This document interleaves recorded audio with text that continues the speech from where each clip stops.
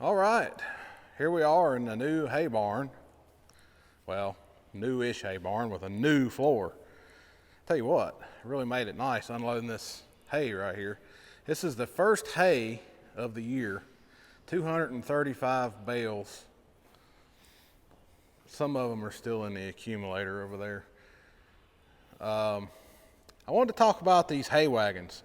I know I said I would, and they're in here and in the shade, so let's talk about them. First of all, we just built these. I made some shorts where you seen them in the shop all stripped down. This front one, my wife bought it for me as an anniversary gift. It came off of my grandpa's dairy farm, so it's an original hay wagon from that farm. All the hay wagons on that farm were fifth wheel wagons, and this one's no exception. You know, a fifth wheel wagon is different. Some of you may know what they are or may not, but most hay wagons have tie rods, kind of like a vehicle, and just the wheels turn, and the tongue would be attached there, and it would be tie rods going from the tongue to each wheel that would just pivot the wheels. A fifth wheel wagon has a big pin here, and the whole, let me see if I can make it turn for you. The whole axle pivots and takes the wheels with it. Now, the major differences with this is a fifth wheel wagon, you can pull it down the road basically as fast as you want to. You can go 60 miles an hour. Even though these tires aren't rated to do that, they will pull down the road that fast, and they will pull straight. Now, a tie rod wagon will typically start swaying back and forth, so you have to go much slower with them on the road. So that's the main difference. Now, a tie rod wagon on a hillside will be a little more stable while turning. There's not really any difference if the axle is straight on this one, but if you turn it, it can shift, the tires out from under the wagon in the front, and can cause the wagon to be a little more unstable in the front. Now, there's not any difference in the back, but it's a little more unstable in the front. But this wagon was basically completely demolished. We had to rebuild all of it new. We had to go in here and replace a lot of this stuff. This pole, we call these wagon poles, had to replace that. It was bent really bad. We had to do some reinforcements to the axles where they were rusted really bad. The frame was basically okay, this part right here, and it is made out of you can see them here, two built-in purlings. And if I had to do it over again, I probably would change those to the 6-inch I-beam. But they were already on this wagon, and it does work. It just makes the height of the wagon, because they're thicker, makes it a lot higher. But the axles on that wagon are higher too. It's a bigger, heavier wagon. But I used the 6-inch I-beam on this wagon. Not an I-beam, I'm sorry, it's a channel iron, 6-inch channel iron. And this wagon here was only like 10 foot long. This one had a straw blower on it, and we always used it in the construction company as a straw blower wagon. And it had a straw blower on the back, and you could put straw on the front. The bed was like 10 or 12 foot long, and it had a really short pole, so we had to put a new pole on it also. And this one is also a fifth wheel. It's not as heavy as a fifth wheel as the front one. That front wagon it was made by Big Blue. Actually, both of them are. But this one up here was a heavier wagon. This one was always the heaviest, biggest wagon on my grandpa's farm. It was the longest wagon by far, and we didn't shorten it any, and we didn't lengthen it any. And I think it's 22 foot long. And you can see with 3 pallets on it, it still has a couple of feet of room up here. And the board, we put these boards on here, first of all, to keep the pallets from bouncing off the front. You see I have pallets on here, and that's so I can unload whole stacks of hay with 8 foot long forks. I can unload a whole stack of hay. And the reason that we built these wagons the way we did is because of these pallets, and I'll show you more about that in a minute. But also, if you haul round bales on here, it helps keep the round bales from rolling off the front, because the round bales roll pretty bad on these wagons going down steep hills.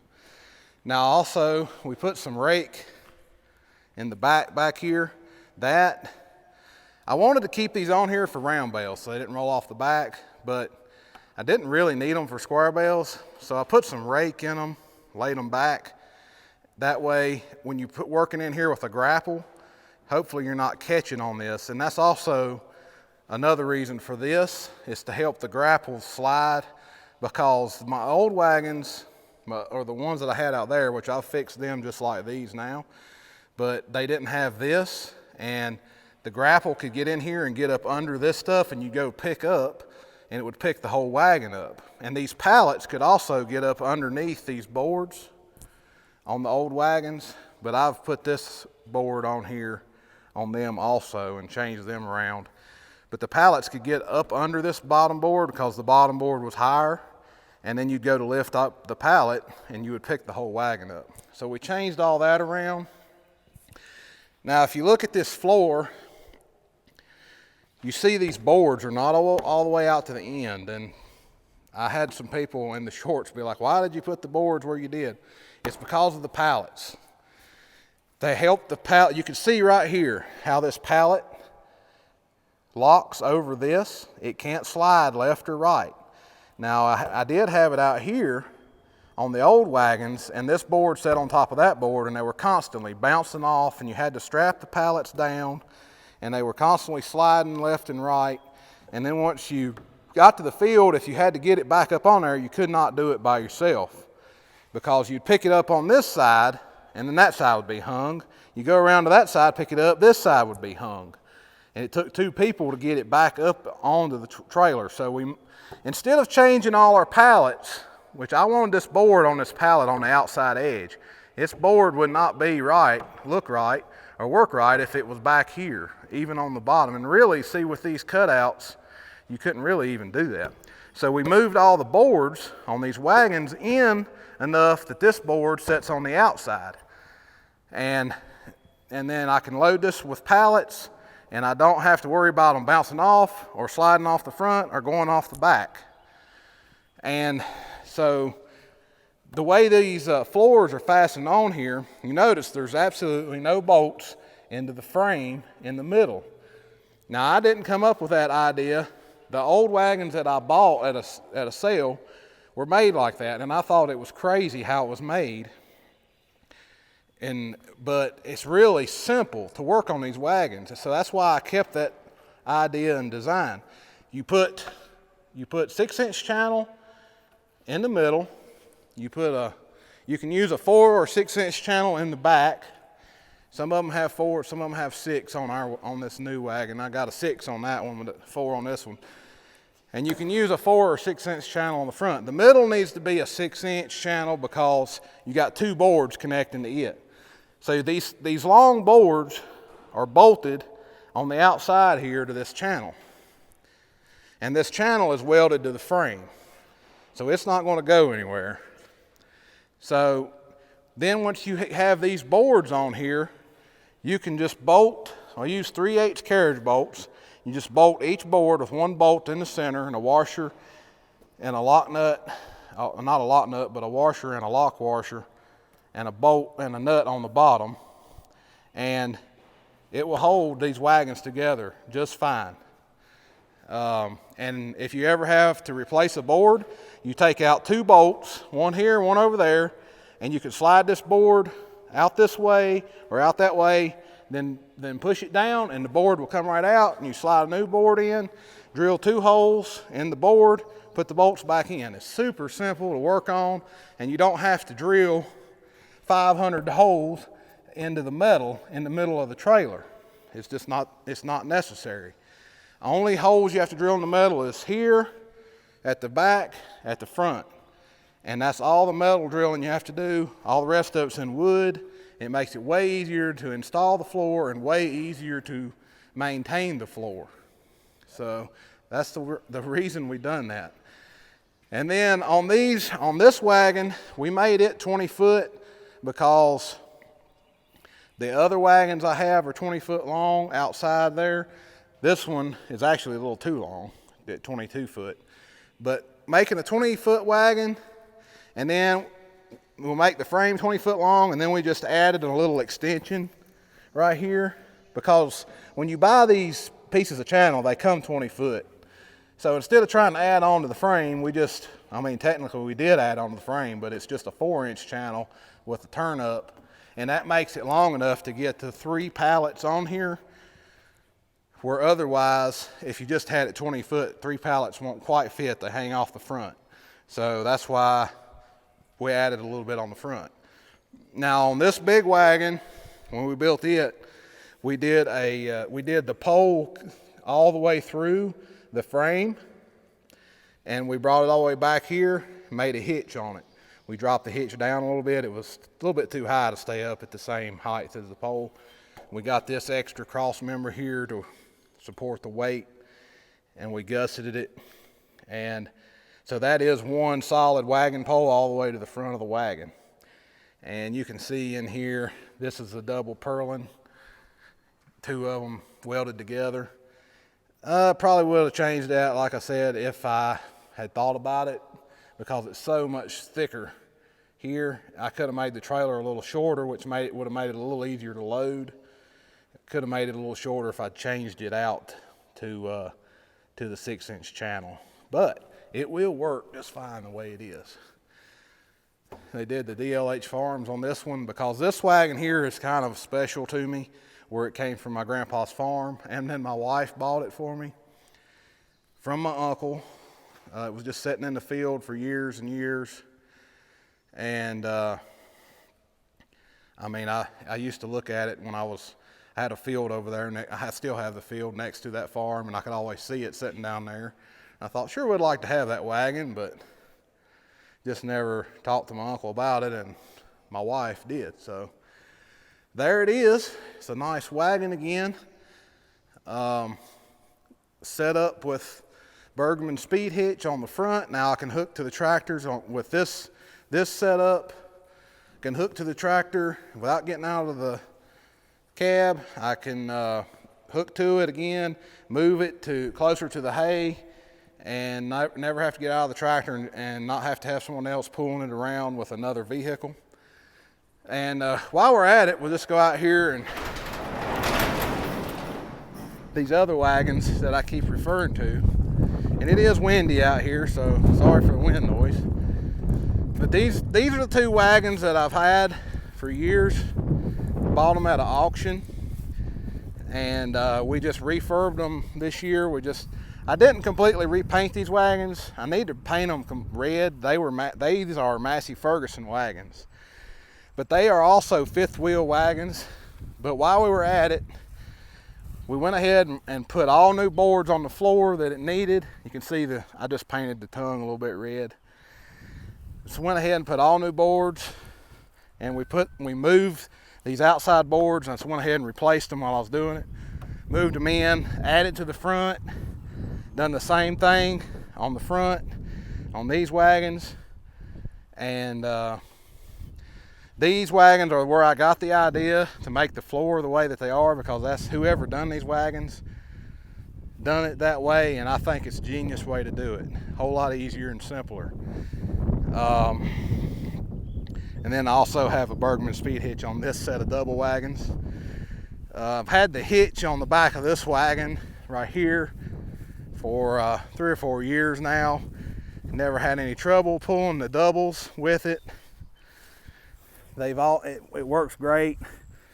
We did it a little different back then. You could see there's no hole for the tube to come all the way through on these wagons, so we just welded 2-inch heavy wall tubing up underneath the tubing, ran it back here. We put a cross member in and put a hitch on the back of it. So we refurbished the back guards on these wagons, and we laid them back. They were vertical. We laid them back to give you more room with the grapple, so the grapple don't get into them. And then I wanted these boards, they're guard boards to keep the grapple. Same deal on this one, keep the grapple from getting hung up in the boards. And we ran them all the way down, because see, these pallets could actually get up under these boards right here. So that's what was happening before. I'd go to pick it up, this pallet would be up under here and it would cause an issue. So we solved that issue. And the only thing I didn't do to these wagons that'll get done in time is put implement tires on them, better tires. I'm still just running old rotten car tires on these, which is not the best plan. I've had flats on these. That's why that wheel is on there, because I had a flat and I did not stop because I was on a 4-lane road, and I just ran till the wheel was completely destroyed. But I did get it home. But these are 5 lug wheels with a huge hole. They're kind of hard to find, but I need to try to find some more of those wheels. But anyway, that's our wagons. That's how I've got them set up. Really pleased with them. Really pleased with the Bergman speed hitch. Super pleased with that thing. Yesterday it worked just great when I was getting up this hay. Didn't have to get in and out and fight with the tongues. That is one thing that is a little bit harder to do on a 5th wheel wagon than it is on a tie rod wagon. A tie rod wagon will have a little bit of play in it. You can move it side to side. These 5th wheel wagons, once you get them loaded, you just really can't move that tongue side to side. So you can't, it's harder to hook up to a tractor once you have them loaded. But this Bergman speed hitch, it takes care of that. And I've got the other end of it over here on the John Deere, the part that connects to that. I'll show it to you if my battery doesn't die on this camera. If it does, I'm sorry, but it's at 5%. Should shut off anytime. Right here's the rest of your Bergman speed hitch. I know some of y'all have probably seen this before, but when you back into it, that rod on the trailer goes in here, and it just goes up here, latches that thing right in, and you're ready to go. Then you just pull this, unlatches the trailer. You know, it's run up into the cab. You never get out to hook or unhook. It's amazing, and it works great. So I hope you enjoyed this video about my wagons and the Bergman speed hitch. And I think it's really going to be beneficial this year to have these wagons set up like I need them, and have 2 pairs of them instead of just one. So yeah, hope y'all enjoyed the video. We'll talk to y'all later.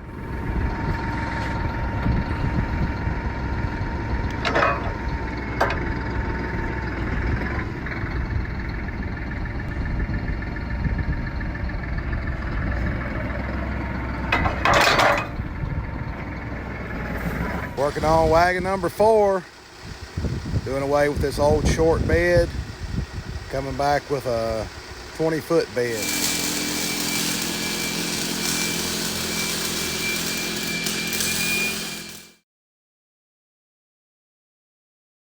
All right, there's wagon number 3 with pallets on it.